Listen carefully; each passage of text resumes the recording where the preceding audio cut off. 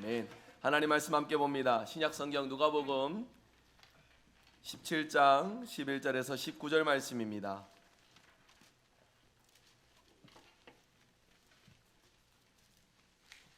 누가복음 17장 11절에서 19절 말씀. 제가 가진 성경 신약 성경 124면에 있습니다. 누가복음 17장 11절에서 19절 말씀, 저와 여러분 한 절씩 교독하시며 19절 다 같이 함께 읽습니다. 11절입니다. 예수께서 예루살렘으로 가실 때에 사마리아와 갈릴리 사이로 지나가시다가 한 마을에 들어가시니 나병 환자 10명이 예수를 만나 멀리 서서 소리를 높여 이르되 예수 선생님이여 우리를 불쌍히 여기소서 하거늘 오시고 이르시되 가서 제사장들에게 너희 몸을 보이라 하셨더니 그들이 가다가 깨끗함을 받은지라. 그 중에 한 사람이 자기가 나은 것을 보고 큰 소리로 하나님께 영광을 돌리며 돌아와 예수의 발 아래에 엎드려 감사하니 그는 사마리아 사람이라. 예수께서 대답하여 이르시되 10사람이 다 깨끗함을 받지 아니하였느냐? 그 9은 어디 있느냐? 이 이방인 외에는 하나님께 영광을 돌리러 돌아온 자가 없느냐 하시고 함께 읽습니다. 그에게 이르시되 일어나 가라 내 믿음이 너를 구원하였느니라 하시더라. 아멘. 할렐루야. 오늘 우리의 예배를 통해 놀라운 치유와 회복의 역사가 일어날 수 있기를 간절히 소망합니다. 우리 옆에 있는 분들 이렇게 축복하면 좋겠습니다. 예수님의 은혜로 회복됩시다. 예수님의 은혜로 회복되는 저와 여러분의 예배 자리 될 수 있기를 바랍니다. 오늘 말씀 참된 예배자의 자세 표현이라는 주제로 하나님 주시는 말씀 함께 살펴보며 은혜를 누릴 수 있기 원합니다. 여러분은 살아가시면서 표현을 잘 하시는 편입니까? 표현이라는 것은 생각이나 느낌을 말이나 표정, 몸짓으로 이렇게 나타내는 것을 말씀드리는 것인데요. 표현하지 않으면 상대방의 어떤 생각이나 그 마음이 어떤지 사실 알아차릴 일이 없습니다.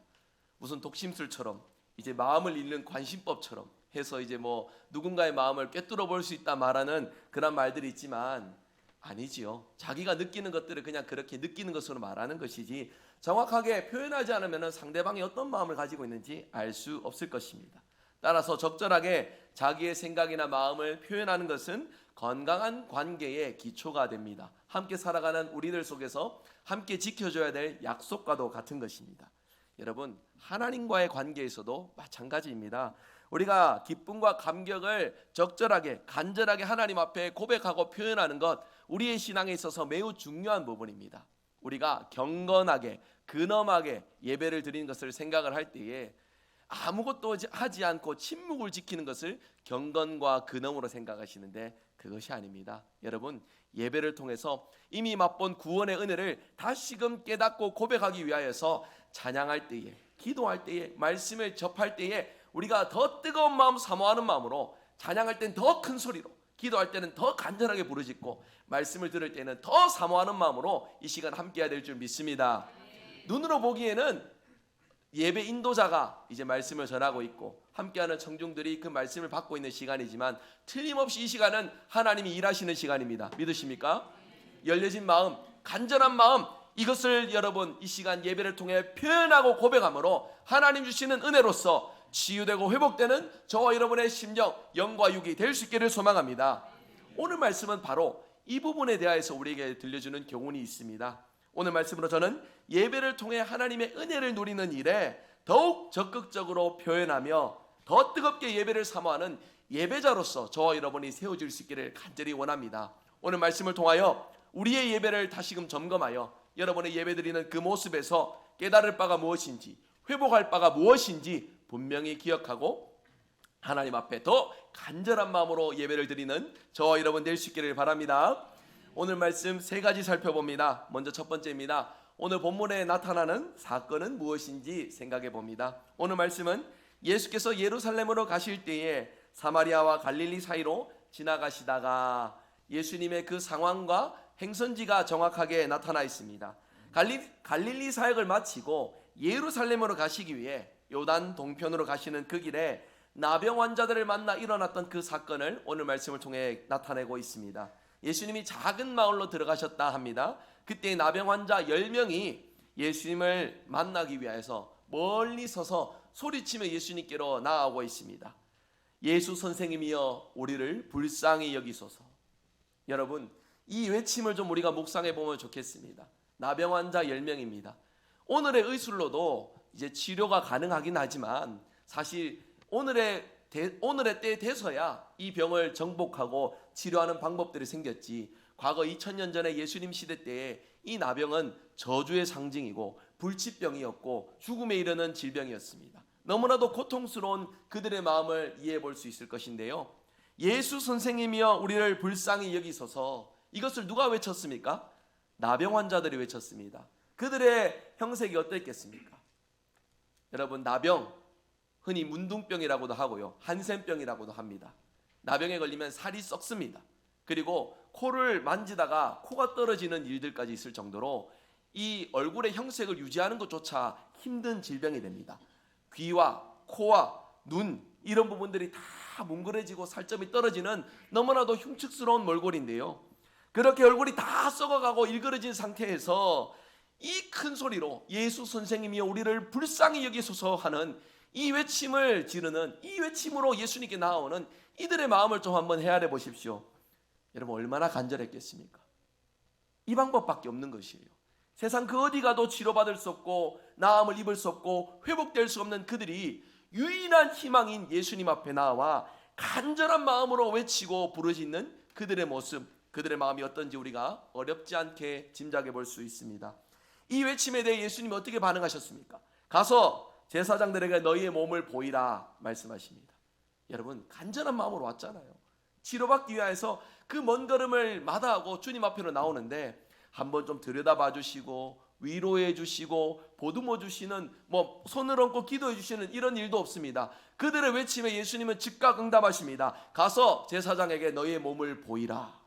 여러분, 이 말씀은 어떤 행위나 조치가 없이 바로 선언된 말씀입니다. 그렇기 때문에 이 말씀을 듣는 나병 환자들은요, 간절함으로 예수님께 나왔지만 한편으로는 이 말씀을 듣고 좀 당황했을 것이다 라는 생각도 가져봅니다.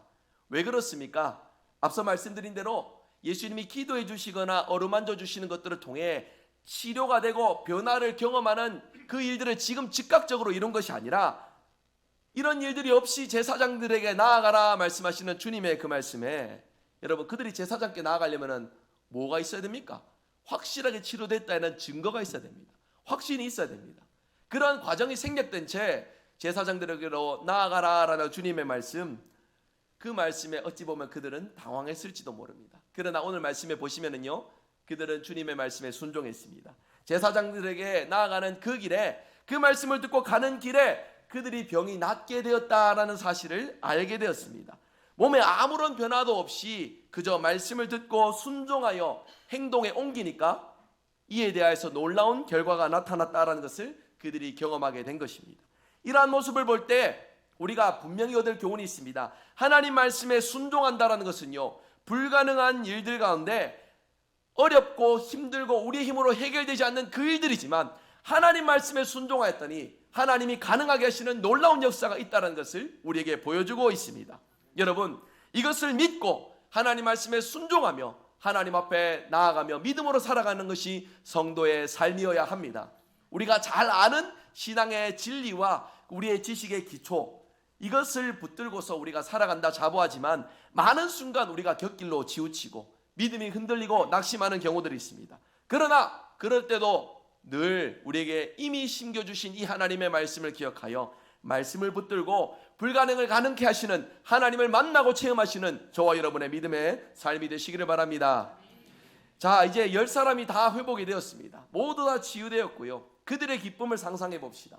얼마나 기뻤겠습니까? 얼마나 즐거웠겠습니까? 한평생 해결하지 못하는 가장 넘기 힘든 이 벽을 넘었으니 그들의 마음에 자유와 기쁨, 그것이 얼마나 가득한지 우리가 어렵지 않게 짐작할 수 있습니다. 그런데 그 10사람 중에 한 사람만이 예수님께로 돌아옵니다. 한 사람만이 예수님께로 나와 큰 소리로 하나님께 영광을 돌리며 예수님의 발 아래에 엎드려서 감사를 고백하고 있습니다. 영광을 돌린다는 것은 이 일을 행하신 하나님을 칭송하고 하나님을 높이며 찬양하는 아름다운 모습입니다. 그 사람은 하나님께 영광을 돌렸을 뿐만이 아니라 명령의 주체자가 되신 예수님께 다시 돌아와서 진심 어린 감사의 고백을 드리고 있습니다. 성경은 이 사람을 구체적으로 언급합니다. 사마리아 사람이다라고 언급을 해주고 있습니다. 예수님은 돌아온 그 사마리아 사람에게 질문합니다. 나머지 9은 어디에 있느냐? 이 이방인 외에는 하나님께 영광을 돌리러 돌아온 자가 없느냐라고 말씀을 하십니다. 여러분 10명이 다 똑같이 하나님의 은혜를 경험하였습니다. 그런데 왜 한 사람만 돌아와서 하나님께 영광 돌리며 하나님의 이루신 이 놀라운 일들을 칭송하고 찬양하고 감사하고 있느냐, 이렇게 반문하고 있는 것이죠. 여러분 예수님의 이 반문은 안타까움입니다. 그들이 경험했던 놀라운 지혜의 역사 속에 다 하나님의 은혜를 경험하였는데 왜 이 한 사람만 하나님 앞에 영광을 돌리느냐 하며 안타까움에 지금 이 말씀을 하고 계시는 거예요. 그렇지만 자신의 병이 낫고 하나님께 영광을 돌리며 감사의 반응을 보인 이 사마리아인에 대하여서 예수님은 안타까움 속에 다시금 그를 향하여서 말씀하십니다. 뭐라고 말씀하십니까? 일어나 가라. 내 믿음이 너를 구원하였느니라. 구원을 선언하여 주신 것입니다. 성도 여러분, 여기에서 중요한 갈림길이 나뉘어지게 됩니다. 한 길은 비록 육체의 나음을 입었지만은 진정한 구원의 은혜를 경험하지 못한 이들입니다. 그리고 한 사람은 다른 이들과 같이 똑같이 육체의 나음을 입음과 동시에 진정한 구원의 은혜를 경험하게 되었습니다. 아주 작은 차이입니다. 무엇입니까? 감사를 표현하고 고백하는 것으로서 그에 화답하여 내 믿음이 너를 구원하였다, 평안히 돌아가라 라는 주님의 그 자유의 선언, 구원의 선언을 듣게 된 것입니다. 작은 차이입니다만 이 결정적인 차이가 가지는 그 의미는 너무나도 크다는 것을 우리가 잘 알 수 있습니다. 여러분, 우리가 배운 대로 아는 대로 늘 옳은 믿음의 길을 걸어가는 저와 여러분 되시길 바랍니다.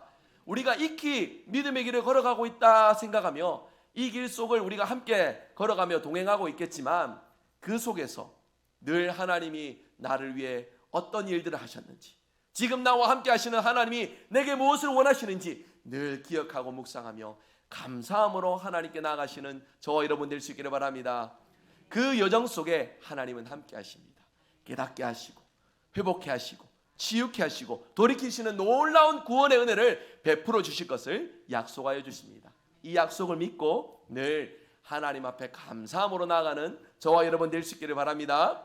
오늘 말씀 두 번째입니다. 오늘 본문을 기록한 목적이 무엇인지를 생각해 보고자 합니다.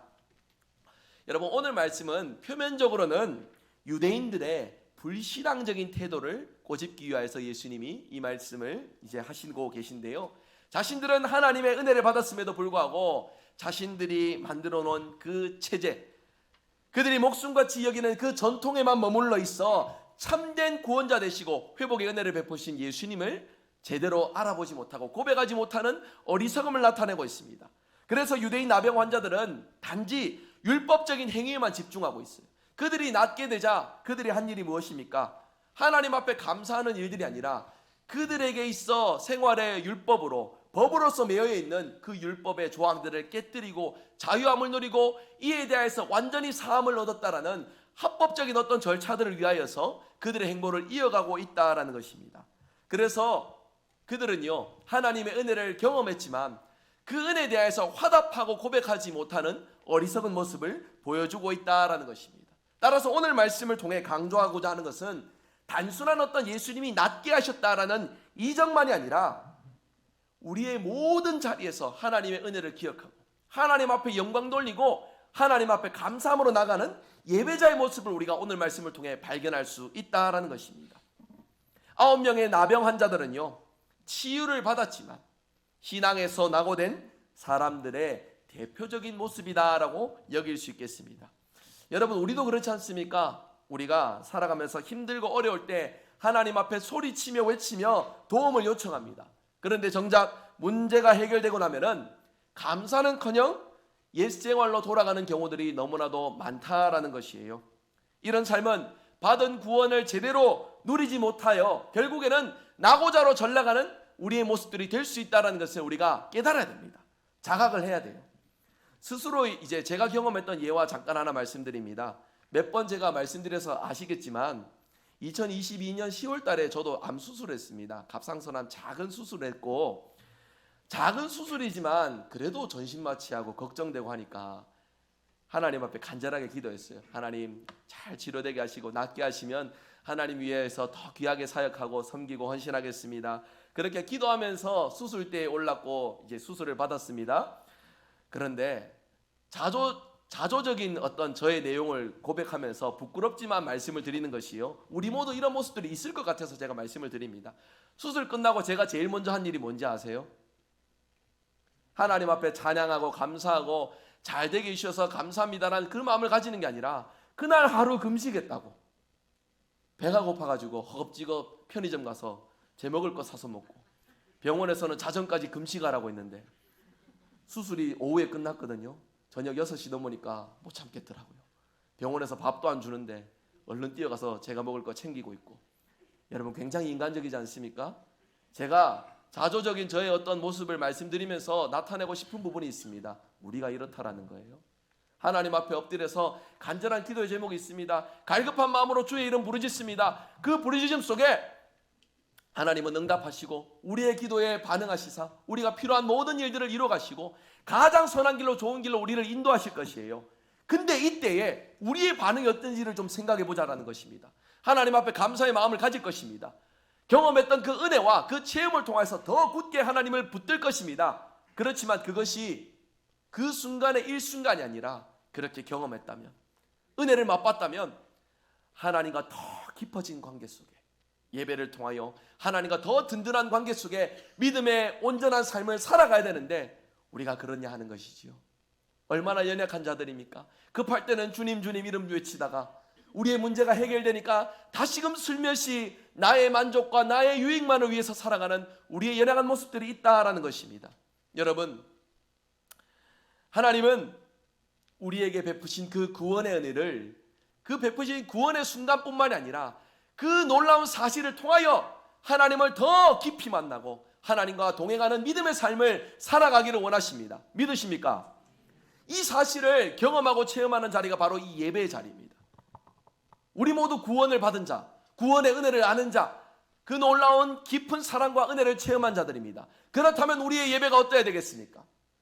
더욱더 간절한 마음으로 은혜를 사모하며 예배의 모든 순서에, 예배의 모든 그 시간들에 하나님을 향한 깊은 마음, 간절한 마음으로 임해야 될 것인데, 여러분 우리가 얼마나 연약하냐면 1년에 52번 드리는 이 주일 예배, 그리고 우리의 평생에 드려온 이 예배, 반복되는 환경 속에, 익숙함 속에 감사함으로 하나님께 나아가지 못하고 우리의 인간적인 시선과 판단으로 이 예배의 자리에 머물러 있는 우리의 연약함을 보게 된다라는 것입니다. 여러분, 출애굽기에 보시면 이스라엘 백성들의 모습들, 그들의 모습이 참 극명하게 나뉘는 일들이 있습니다. 먼저는 홍해를 건넜던 그들의 모습을 떠올려 보십시오. 하나님이 유례없이 바다를 가르고 그들을 마른 땅을 걷는 것처럼 그 바다를 건너게 하사 그들에게 완전한 자유와 회복을 선언하여 주셨습니다. 이스라엘 백성 역시도 화답하고 기뻐하며 즐거워하였습니다. 미리암은 이제 그가 가지고 있는 춤추고 노래하며 악기를 들고서 하나님을 높였고요. 백성들 역시도 모두 다 화답하면서 하나님 앞에 기쁨으로 찬양했던 그들의 모습을 우리가 보게 됩니다. 그런데 그들의 그 기쁘고 즐거운 마음은 3일 동안 마실 물이 없는 광야길을 걸을 때에 다시금 원망과 불평과 그리고 탄식으로 바뀌는 너무나도 연약한 모습들을 보게 된다라는 것입니다. 여러분, 이스라엘 백성이 홍해를 가르는 그 기적만 경험하였습니까? 아닙니다. 애굽의 10가지 재앙을 통하여서 그들의 백성을 다시금 하나님의 가나안 땅으로 인도하시겠다라는 하나님의 그 놀라운 계획과 역사의 현장을 그들 모두가 체험하고 경험하였습니다. 그럼에도 불구하고 자신의 만족이 채워지지 않는 자신의 상태에 머물러서 하나님 앞에 감사하는 그 마음을 놓쳐버리고 은혜를 다 상실한 채 원망과 불평의 모습들만 남아있다라는 것입니다. 여러분, 우리 모두 구원받았습니다. 그렇지요? 그렇게 구원의 기쁨과 은혜를 모두 다 간직하고 계십니다. 맞습니까? 그렇다면 묻겠습니다. 여러분, 그 기쁨으로 이 예배 자리에 함께하고 계십니까? 지금 이 예배 시간에 여러분이 받으신 그 구원의 기쁨과 감격으로 이 예배에 참여하며 하나님의 은혜를 사모하고 계십니까? 그 감격과 기쁨을 느낀다면 이는 하나님의 임재와 우리의 마음이 연결되어 나타나는 우리의 반응들이 있다라는 것이에요. 정적으로 머물러서 이 시간을 그저 시간이 흘러가는 모습으로 그냥 머물러 있는 것이 아니라 내 마음속에 알 수 없지만은 기쁨이 넘쳐나고 내 마음속에 왜 그런지 모르지만은 즐거움이 샘솟고 은혜가 차오르면서 내 삶의 형편은 근심과 걱정 여러 가지들 어려움들로 짓눌려 있지만 이 예배를 통해 치유하시고 회복하시는 하나님의 은혜를 우리가 경험할 수 있다는 것입니다. 다시 묻겠습니다. 여러분 이 예배에 참여하실 때에 그런 마음으로 참여하고 계십니까? 잘하고 계신 것입니다. 주님 앞에 서는 그날까지 그 마음으로 모든 예배 자리에 승리하시는 성공하는 예배자가 되시기를 주 예수 그리스도 이름으로 축복합니다. 여러분 이것은요 단순하면서도 별것 아닌 것처럼 느껴질지 모릅니다. 그러나 예배를 통해서 하나님 주시는 은혜와 감격이 없은 채 이 시간에 그냥 머물러 있다면은 죄송한 말씀입니다만 우리는 예배를 잘못 드리고 있는 것이에요. 이 소중한 시간 하나님이 택하신 백성들 우리 함께 모여 예배를 드리는 이 예배 자리에 모두 다 하나님의 임재 속에 은혜를 경험하고 치유와 회복으로 다시금 세상 가운데 나가서 힘있게 살아갈 수 있는 은혜를 공급받는 이 시간에 나 홀로 메마른 가슴으로 머물러 있다면 틀림없이 그것은 예배를 잘못 드리고 있는 것입니다. 그러한 일이 우리에게 없기를 소망합니다. 하나님을 향한 간절한 마음, 갈급한 마음으로 우리의 예배가 채워져서 하나님의 임재와 역사로서 우리 모두 함께 놀라운 치유와 회복을 경험하는 저와 여러분 복된 예배 자리가 될 수 있기를 원합니다. 오늘 말씀 세 번째입니다. 오늘 본문을 통해서 우리가 실천할 것은 무엇인지 생각해 봅니다. 오늘 말씀으로 우리 모두 참된 예배자의 모습이 무엇인지 다시 한 번 더 기억하고 모든 예배 자리에서 승리하는 예배자가 되시는 저와 여러분 될 수 있기를 바랍니다. 예수님은 나병 환자들을 향해서 가서 제사장들에게 너희 몸을 보이라 라고 말씀하십니다. 누가복음 5장 12절 16절에도 비슷한 사건이 함께 기록이 되어 있는데요. 화면 한번 보시며 말씀 한번 같이 보겠습니다. 누가복음 5장 12절에서 16절 함께 읽습니다. 예수께서 한 동네에 계실 때에 온몸에 나병 들린 사람이 있어 예수를 보고 엎드려 구하여 이르되 주여 원하시면 나를 깨끗하게 하실 수 있나이다 하니 예수께서 손을 내밀어 그에게 대시며 이르시되 내가 원하노니 깨끗함을 받으라 하신대 나병이 곧 떠나니라. 예수께서 그를 경고하시되 아무에게도 이르지 말고 가서 제사장에게 내 몸을 보이고 또 내가 깨끗하게 됨으로 인하여 모세가 명한 대로 예물을 드려 그들에게 입증하라 하셨더니 아멘. 5장에도 보면은 나병 환자들에게 가서 제사장들에게 내 몸을 보이고 깨끗하게 됨으로 인하여 모세가 명한 대로 예물을 드리라라고 말씀하고 있습니다. 5장의 내용과 오늘 본문을 비교하면은 빠진 행위가 하나 있습니다. 제사와 예물이 빠져 있습니다. 오늘 말씀에는 제사를 드리고 예물을 드리는 일까지 예수님이 말씀하지 않으셨어요. 아마도 누가복음 5장과 오늘 말씀에 예물을 드리는 것에 차이가 있는 것은 예수님께 나온 10명 중에 한 사람이 사마리아 사람이었기 때문이라 성경학자들은 해설하고 있습니다. 9명의 나병 환자들은 유대인들이었습니다. 그렇기 때문에 예루살렘 성전으로 돌아가서 제사장들에게 몸을 보이고 제사를 드릴 수가 있었습니다. 그렇지만 이 사마리아 나병 환자는 사마리아인들이 제사를 드리는 그들의 성전, 사마리아 성전이 기원전 129년에 철저하게 파괴가 되었기 때문에 제사와 제물을 드릴 수가 없었습니다. 그래서 사마리아 나병 환자는 치유함을 받고 다시 예수님께로 돌아올 수 있었다라고 이렇게 해설을 하고 있어요. 여러분, 저는 이 해설을 반은 맞고 반은 의문을 가지고서 좀 이렇게 살펴보게 됩니다. 성도 여러분, 이 사마리아 사람이 성전이 없어서 어쩔 수 없이 예수님께 나온 것일까요? 그렇지는 않을 겁니다. 예수님께 나온 사마리아 나병 환자의 이 말과 행동, 즉 예수님께 감사와 영광을 돌리는 것으로서 우리가 그것이 전부가 아니라는 것을 충분히 짐작할 수 있습니다. 율법의 행위보다 참 구원자이신 참 성전 되신 예수님께 나와 감사의 마음을 나타내는 것이 이 사마리아 나병 환자에게 더 귀한 일이었기 때문에 예수님께 나아올 수 있었던 것입니다. 여러분, 오늘 본문은 이러한 맥락에서 예수님이야말로 참 성전 되시는 분이시다라는 것을 우리에게 들려줍니다. 이러한 관점은 요한복음의 관점과도 함께 연결이 됩니다. 요한복음에서도 헤롯 성전을 대신할 성전이 바로 우리 예수님이다라고 요한복음 2장에서 언급을 하고 있고요. 그리고 요한복음 4장에 잘 아시는 대로 사마리아 여인을 만나는 그 자리에 예수님이 하신 말씀이 있습니다. 우리 요한복음 4장 22절에서 24절 말씀 화면 보시면 함께 읽도록 하겠습니다. 함께 읽습니다. 너희는 알지 못하는 것을 예배하고 우리는 아는 것을 예배하노니 이는 구원이 유대인에게서 남이라. 아버지께 참되게 예배하는 자들은 영과 진리로 예배할 때가 오나니 곧 이때라. 아버지께서는 자기에게 이렇게 예배하는 자들을 찾으시느니라. 하나님은 영이시니 예배하는 자가 영과 진리로 예배할지니라. 아멘. 사마리아 여인에게 그리고 또 이 사마리아 나병 환자에게 나타내신 주님의 말씀 속에 참된 예배의 모습이 어떠한지 우리가 깨달을 수 있습니다. 틀에 박힌 어떤 형식과 율법과 전통이 아니라 참된 예배의 대상 되신 예수님 앞에 감사와 영광으로 나아가는 우리의 모습, 우리가 표현하고 고백하는 것으로서 우리 하나님은 은혜로서 역사하시고 우리의 삶을 붙드신다 약속하여 주십니다. 참된 예배, 영과 진리로 예배하는 저와 여러분의 예배의 모습 속에 하나님은 우리를 매주마다 매 순간마다 만나시고 함께하여 주신다라는 것이에요. 앞서 말씀드린 대로 이 예배 현장을 한번 눈으로 살펴보십시오. 성가대가 많이 있고요, 회중들이 많이 앉아 있습니다. 그리고 설교자가 설교를 전하고 있고요.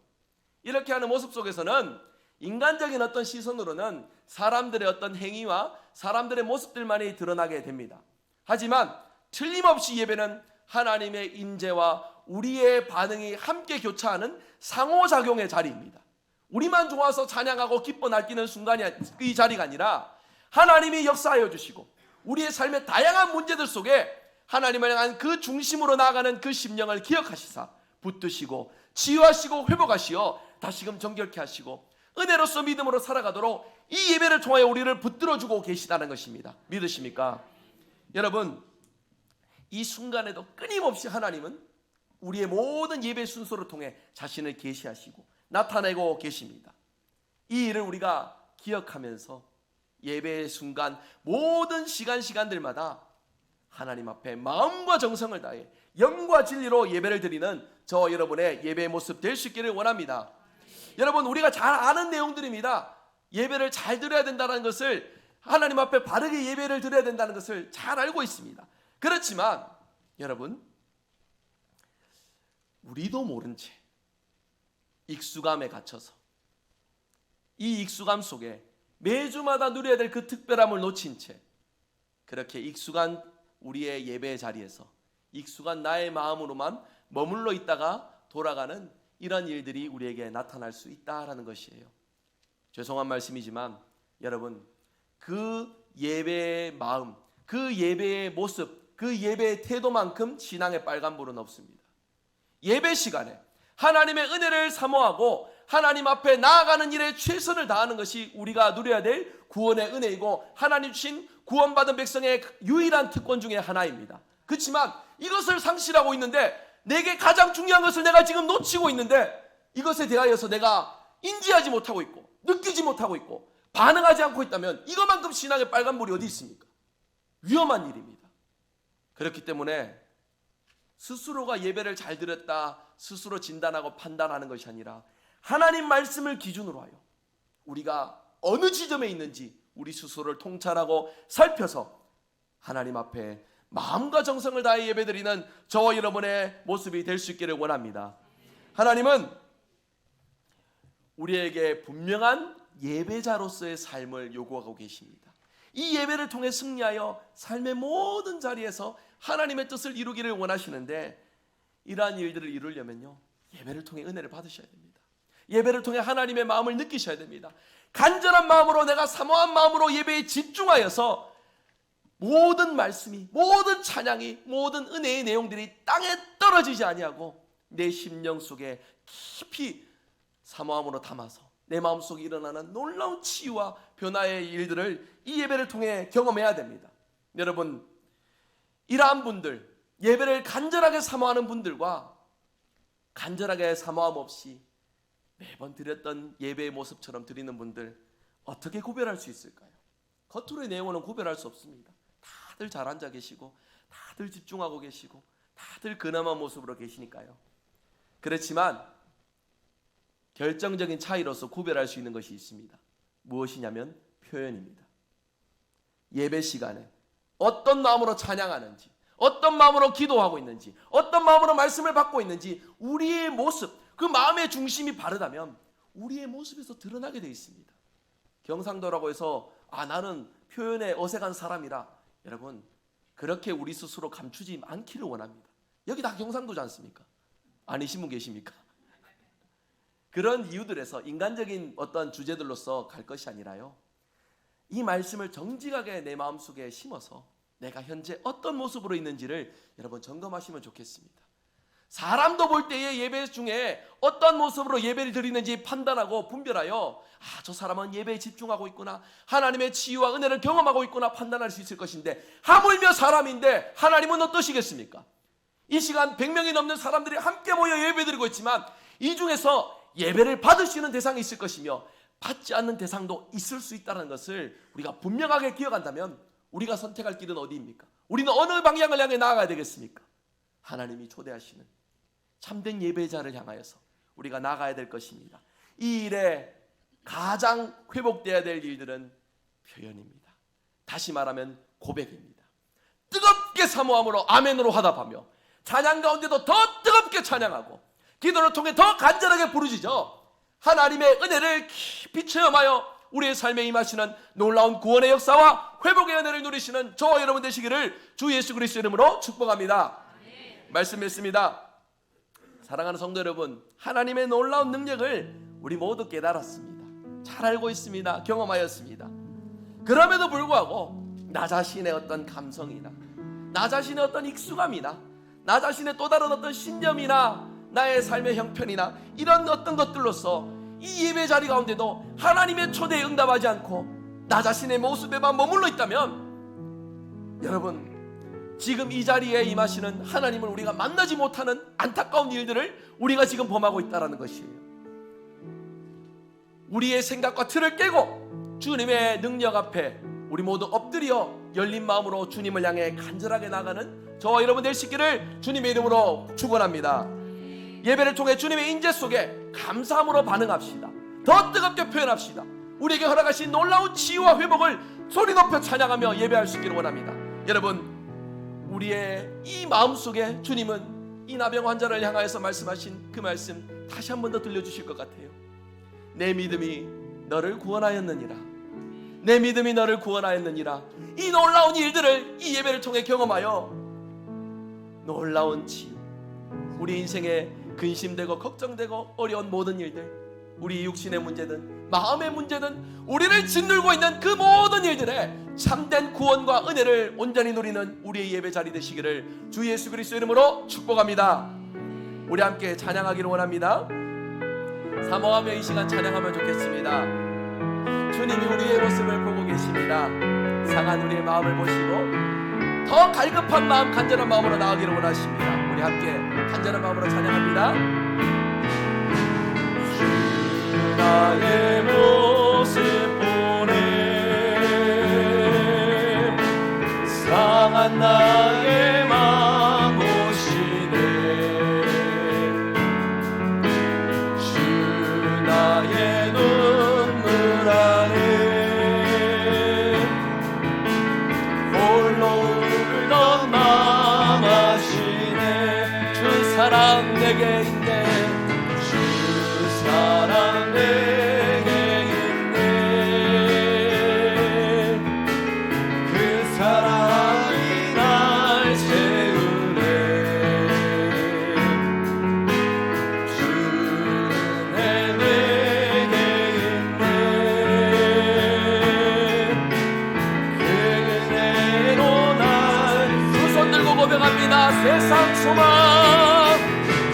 세상 소망 다 사라져가고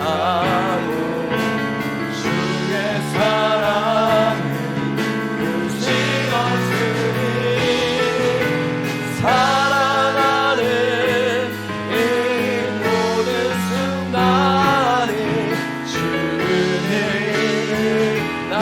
우리도 고백합니다. 주 나의 모습 보내, 주 나의 모습 보내, 상한 나의 맘 보시네. 주 나의 눈물 아래 홀로 울던 맘, 주 사랑 우리 안에 있습니다. 주 사랑 내게 있네. 그 사랑이 날 채우네.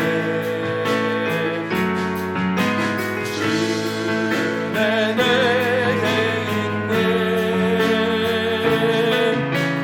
그 은혜로 날 세운 세상 소망, 세상 소망 다 사라져가고 주의 사랑은 끝이었으니 사랑하는 이 모든 순간이 주의 힘을 세상 소망 다 사라져가도 세상 소망 다 사라져가도 주의 사랑은 끝이었으니 사랑하는 이 모든 순간이 주의 힘을 나를 믿네. 이 시간 우리 말씀을 기억하며 함께 기도합니다.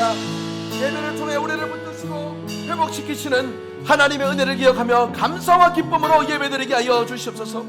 자신의 모습에 얽매이지 않게 하시고 우리를 붙드시는 하나님의 손길을 지금 이 자리에서 하나님의 은혜를 경험하는 성도가 되게 하여 주시옵소서. 우리 간절한 마음으로 사모하며 함께 동성으로 기도합니다. 기도하겠습니다. 하나님 감사합니다. 우리에게 허락하신 시간 오늘도